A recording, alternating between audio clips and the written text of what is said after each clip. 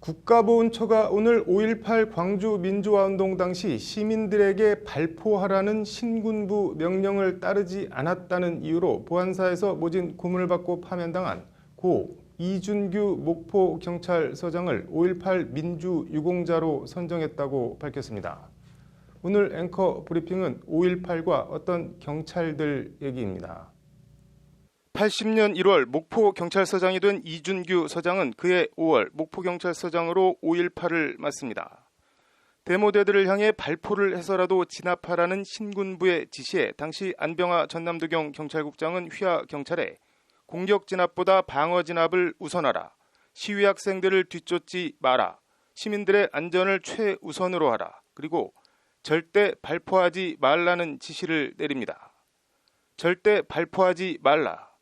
무소불위에 뜨는 권력이었던 신군부의 지시에 정면으로 맞서는 지시.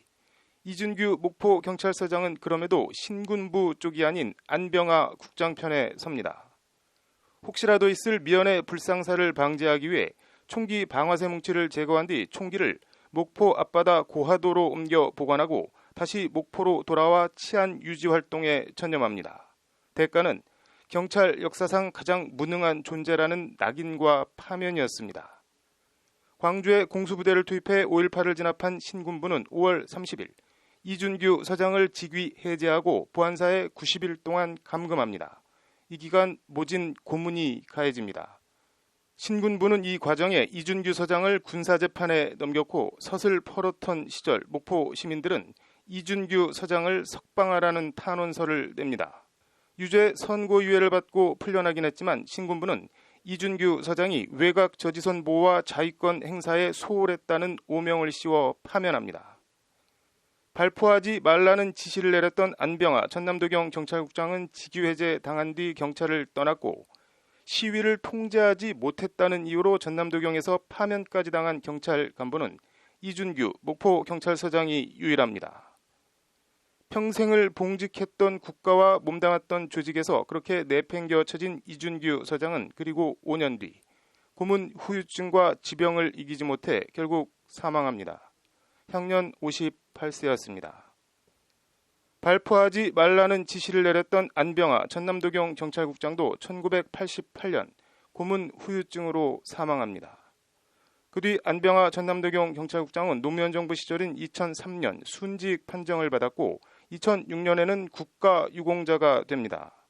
여기까지 오는데 80년 광주에서부터 26년이 흘렀습니다. 그리고 문재인 정부가 들어선 2017년 안병하 전남도경 경찰국장은 경찰 사상 최초로 경찰 영웅 칭호를 받습니다. 지난 3월엔 치안감으로 추서됐고 문재인 대통령은 고 안병하 치안감에 대해 5.18 민주항쟁 당시 시민의 목숨을 지키고 경찰의 명예를 지켰다. 고인의 정신은 우리 경찰과 위민 정신의 표상이다. 안병하 치안감의 삶이 널리 알려지길 바란다는 헌사를 남깁니다. 그리고 이 헌사는 고 이준규 서장의 유족들에게 마지막 희망의 끈이 됩니다. 경찰의 수치라는 오명을 벗어내기 위해 고 이준규 서장의 유족들은 지난 수십 년간 노력해왔지만 현실은 차가웠습니다. 문재인 대통령의 고 안병하 치안감 치하 발언에 혹시나 하는 기대에 지난달 5.18 유공자 신청을 했고 이번에 보훈처에서 받아들여진 겁니다.